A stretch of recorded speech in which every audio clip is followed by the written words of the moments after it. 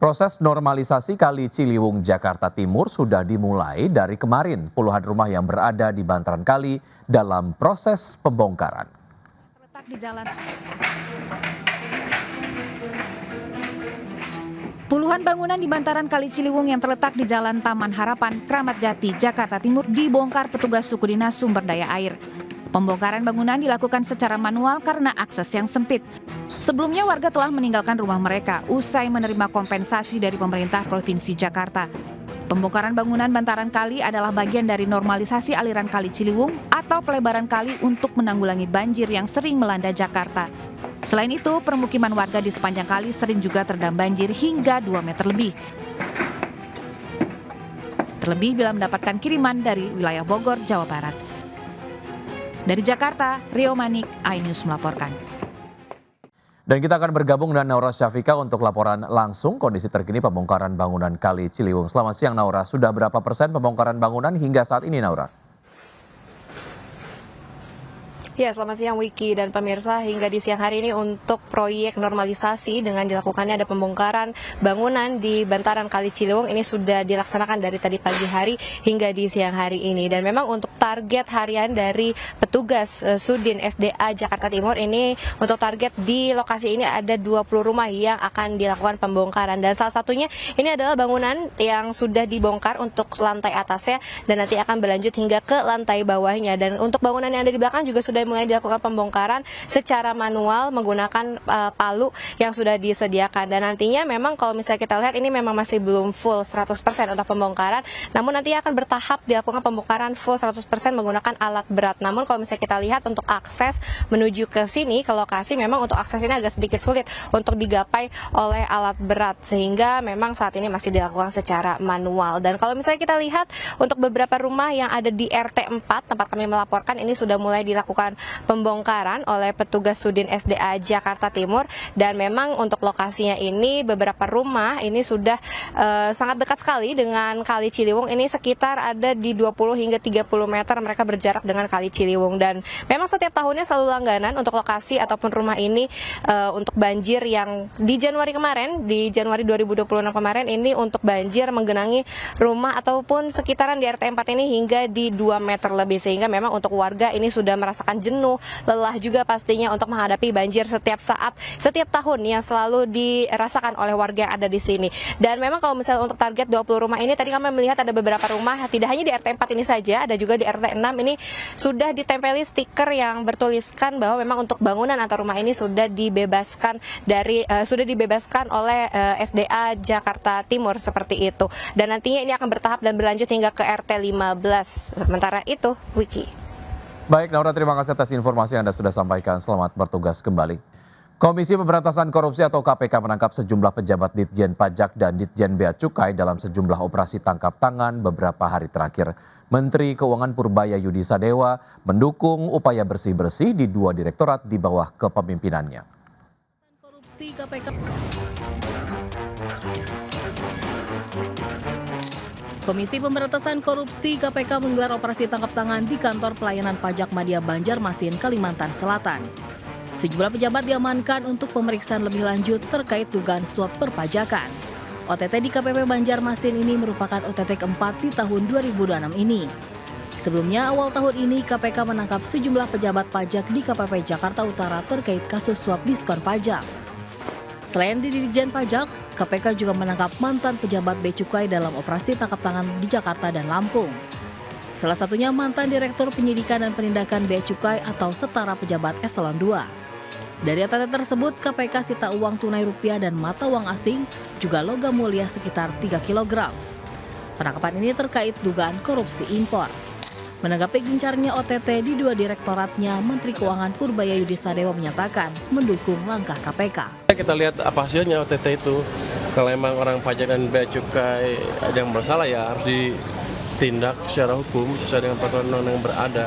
Akan ada pendampingan hukum dari Departemen Keuangan, tapi tidak dalam bentuk intervensi hukum. Tim Liputan iNews melaporkan. Pemirsa, ratusan pasien BPJS penerima bantuan iuran atau PBI tidak bisa berobat karena tiba-tiba kartunya nonaktif.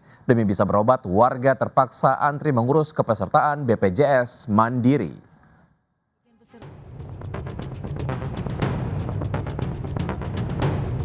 Kantor BPJS Kesehatan di Depok, Jawa Barat dipadati warga sejak pagi tadi.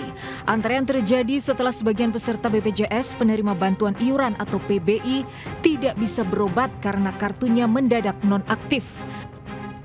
Padahal sebagian dari mereka harus cuci darah hingga akan menjalani operasi. Agar tetap bisa berobat, warga rela antre mengurus kepesertaan baru menjadi BPJS Mandiri. Komunitas Pasien Cuci Darah Indonesia yang beberapa pekan terakhir juga menerima ratusan aduan pasien gagal ginjal yang kehilangan akses pengobatan karena status BPJS PBI-nya tiba-tiba nonaktif. Pengaduan membengkak sampai ratusan dari sejumlah pasien di Jawa Tengah, Jawa Timur, Yogyakarta, Jakarta hingga Sumatera. Kepala Humas BPJS Kesehatan Rizky Anugrah mengakui ada sebagian peserta BPJS PBI yang dinonaktifkan. Keputusan ini imbas dari penataan data tunggal Sosial Ekonomi Nasional Kementerian Sosial per 1 Februari kemarin untuk memastikan bantuan iuran dari pemerintah tepat sasaran. Pasien BPJS PBI bisa kembali mengaktifkan kartu mereka dengan mengajukan verifikasi ulang ke Dinas Sosial setempat. Nantinya pasien BPJS PBI yang bisa mengaktifkan kembali kartu mereka hanya kategori miskin dan rentan miskin sesuai verifikasi di lapangan. Kemudian pasien yang memiliki kondisi darurat medis yang mengancam keselamatan jiwa. Tim Liputan iNews melaporkan. Sejumlah pelajar di Kabupaten Pandeglang, Banten nekat menyeberangi jembatan ambruk demi tetap bisa berangkat ke sekolah. Tidak hanya di Pandeglang, sejumlah pelajar di Sika NTT juga harus bertaruh nyawa demi bisa berangkat ke sekolah. Kondisi jembatan yang hampir roboh membahayakan siswa yang menyeberang.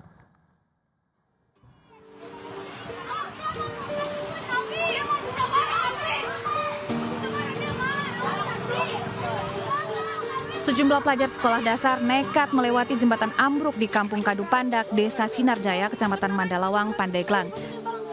Murid-murid terpaksa menuruni tebing curam berjalan perlahan di atas sisa rangka jembatan yang licin. Mereka kemudian meniti tangga bambu sederhana yang dipasang untuk menyeberangi sungai. Jembatan yang mereka lalui ambruk pada Sabtu 1 Februari 2026 lalu. Akibat struktur jembatan yang sudah tua dan juga lapuk dimakan usia. Jembatan ini merupakan salah satu akses yang bisa dilalui warga setempat. Kondisi yang sama juga dialami sejumlah warga dan pelajar di Desa Dobo, Kecamatan Mego, Kabupaten Sika, Nusa Tenggara Timur. Mereka harus bertaruh nyawa saat menyeberang jembatan gantung yang hampir roboh untuk berangkat ke sekolah. Setiap hari mereka harus menyeberangi jembatan gantung yang rusak parah.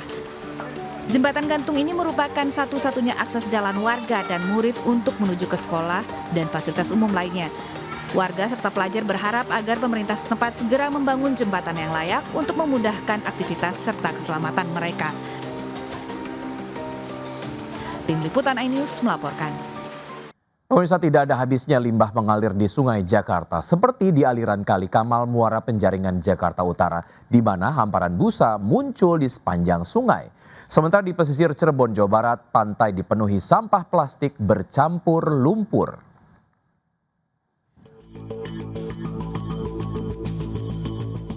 Busa tebal terhampar di aliran Kali Kamal Muara Penjaringan Jakarta Utara.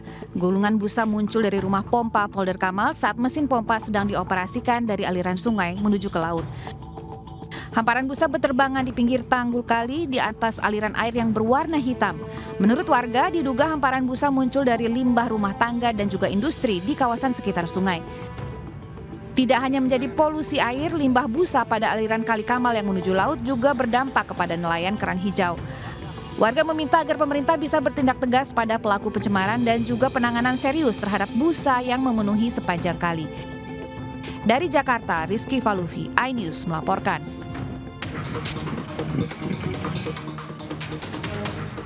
Kota Cirebon, Jawa Barat benar-benar sudah darurat sampah. Bertonton sampah yang terbawa arus di sejumlah sungai bermuara ke pesisir pantai Cirebon. Hari demi hari, sampah plastik terus menumpuk dan bercampur lumpur hingga membentuk daratan yang mengubur bibir pantai dan menjorok ke perairan. Selain merusak pemandangan pantai, tumpukan sampah memicu bau busuk yang mengganggu pengunjung, juga menyulitkan aktivitas para nelayan. Selain akibat ulah warga buang sampah sembarangan ke sungai, volume sampah juga meningkat akibat terbawa banjir di sejumlah kecamatan di Cirebon beberapa pekan terakhir. Wali Kota Cirebon mengakui wilayah yang dipimpinnya diberi sanksi darurat sampah oleh Kementerian Lingkungan Hidup. Pemkot akan melakukan bersih-bersih sampah di pantai dalam waktu dekat. Dari Cirebon, Jawa Barat, Mahardika iNews melaporkan.